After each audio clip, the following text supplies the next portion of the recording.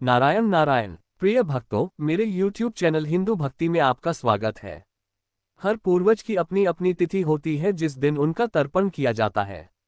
भाद्रपद माह के शुक्ल पक्ष की पूर्णिमा से पितृपक्ष की शुरुआत हो रही है। पितृपक्ष के 15 में 16 दिनों के बाद पितरों को तर्पण, श्राद्ध और पिंडदान आदि किए जाते हैं। धार्मिक मान्यता है कि पितृपक्ष में पितर पृथ्वी पर आते हैं। उन्हें प्रसन्न करने के लिए तर्पण, श्राद्ध किए जाते हैं। पितृदोष से पीड़ित लोग इस दौरान इससे छुटकारा पाने के उपाय भी करते हैं। इन सभी की 16 तिथियां होती हैं।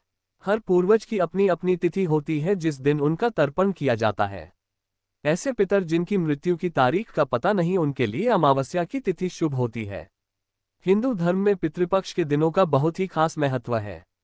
हमारे परिवार के जिन पूर्वजों का देहांत हो चुका है, उन्हें हम पितृ मानते हैं। मृत्यु के बाद जब व्यक्ति का जन्म नहीं होता है तो वो सूक्ष्म लोक में रहता है। फिर पितरों का आशीर्वाद सूक्ष्म लोक से परिवार वालों को मिलता है। पितृपक्ष में पितृ धरती पर आकर अपने लोगों पर ध्यान देते हैं और उन्हें आशीर्वाद देकर उनकी समस्याएं दूर करते हैं। पितृपक्ष में हम लोग अपने पितरों को याद करते हैं और याद में दान धर्म का पालन करते हैं। धार्मिक मान्यताओं के अनुसार पितृ नाराज हो जाए तो घर की तरक्की में बाधाएं उत्पन्न होने लगती हैं। वर्ष में 15 दिन की विशेष अवधि में श्राद्ध कर्म किए जाते हैं और इसकी शुरुआत आज से हो चुकी है। श्राद्ध पक्ष को पितृपक्ष और महालय के नाम से भी जाना जाता है। हिंदू पंचांग के अनुसार आश्विन मास के कृष्ण पक्ष की प्रतिपदा तिथि से शुरू होकर सर्वपितृ अमावस्या तक पितृपक्ष या श्राद्ध पक्ष कहलाती है। श्राद्ध पक्ष कब से कब तक है? इस बार पितृपक्ष 17 सितंबर 2024 भाद्रपद पूर्णिमा से शुरू हो गया है। इस दिन श्राद्ध पूर्णिमा भी है। 2 अक्टूबर 2024 को सर्वपितृ अमावस्या यानी आश्विन अमावस्या के दिन इसका समापन होगा। श्राद्ध का मुहूर्त कब कब है? पूर्णिमा तिथि की शुरुआत 17 सितंबर की सुबह 11:44 बजे। पूर्णिमा तिथि का समापन 18 सितंबर की सुबह 8:04 बजे। कुतुब मुहूर्त सुबह 11:51 से दोपहर 12:40 बजे। रोहिणी मुहूर्त दोपहर 12:40 से दोपहर के 1:29 बजे। अपराह्न काल दोपहर के 1:29 से दोपहर के 3:56 बजे। श्राद्ध की प्रमुख तिथियां कब कब हैं? प्रतिपदा तिथि का श्राद्ध 18 सितंबर 2024। द्वितीया तिथि का श्राद्ध 19 सितंबर 2024। तृतीया तिथि का श्राद्ध 20 सितंबर 2024। चतुर्थी तिथि का श्राद्ध 21 सितंबर 2024।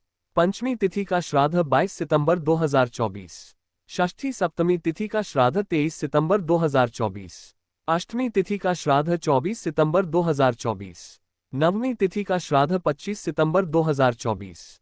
दशमी तिथि का श्राद्ध 26 सितंबर 2024।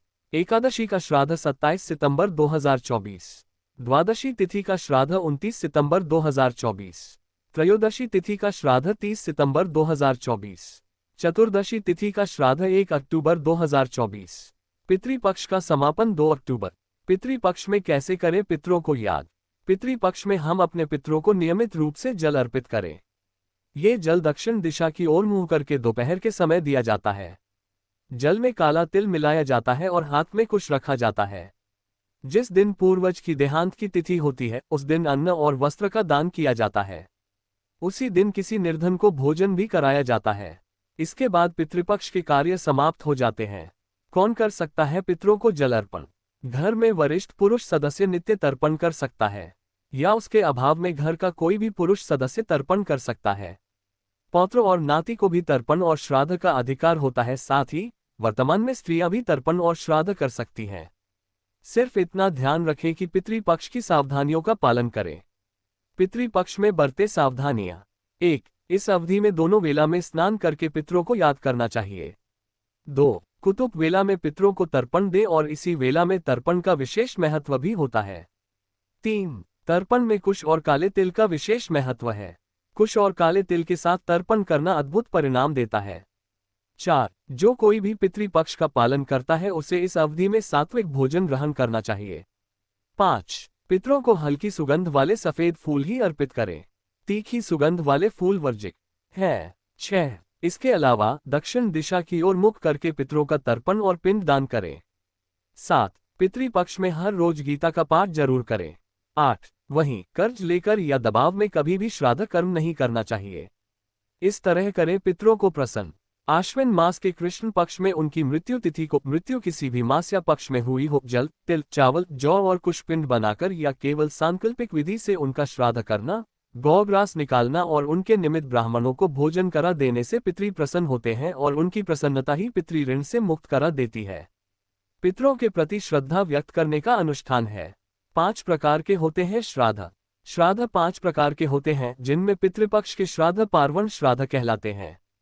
इनमें अपराह्न व्यापिनी तिथि की प्रधानता है। जिनकी मृत्यु तिथि का ज्ञान न हो उनका श्राद्ध अमावस्या को करना चाहिए। श्राद्ध हमेशा मृत्यु होने वाले दिन करना चाहिए। अग्नि में जलकर, विष खाकर, दुर्घटना में या पानी में डूबकर, शस्त्र आदि से जिनकी मृत्यु हुई हो उनका श्राद्ध चतुर्दशी को करना चाहिए। आश्विन कृष्ण पक्ष में सनातन संस्कृति को मानने वाले सभी लोगों को प्रतिदिन अपने पूर्वजों का श्रद्धा पूर्वक स्मरण करना चाहिए। इससे पितर संतृप्त होकर हमें आशीर्वाद देते हैं। आश्विन मास का कृष्ण पक्ष पितरों के लिए पर्व का समय है। इसमें ये पिंडदान और तिलांजलि की आशा लेकर पृथ्वी लोक पर आते हैं। इसलिए श्राद्ध का परित्याग न करें, पितरों को संतुष्ट जरूर करें। पितर कितने प्रकार के होते हैं? शास्त्रों के मुताबिक चंद्रमा के ऊपर लोक में पितरों का निवास होता है। पुराणों में उन्हें 2 भागों में बांटा गया है, दिव्य पितर और मनुष्य पितर। दिव्य पितर मनुष्य को कर्मों के आधार पर न्याय करते हैं। अर्यमा पितरों के मुखिया हैं और न्यायाधीश यमराज हैं। पितृपक्ष का महत्व। पितृपक्ष हिंदुओं के लिए अपने पूर्वजों को सम्मान देने और परिवार की भलाई और समृद्धि के लिए उनका आशीर्वाद लेने का समय है। ऐसा माना जाता है कि इस अवधि के दौरान अनुष्ठान करने और प्रसाद चढ़ाने से पूर्वजों की आत्माओं को शांति और मुक्ति मिलती है, जिससे ये सुनिश्चित होता है कि वे अपने वंशजों को खुशी और सफलता का आशीर्वाद देते हैं। हमें उम्मीद है हमारे द्वारा दी गई जानकारी आपको पसंद आई होगी। अगर आपको ये जानकारी पसंद आई है तो चैनल को सब्सक्राइब, लाइक और शेयर जरूर करें। ऐसे ही व्रत कथा जानकारी के लिए जुड़े रहें मेरे YouTube चैनल हिंदू भक्ति के साथ।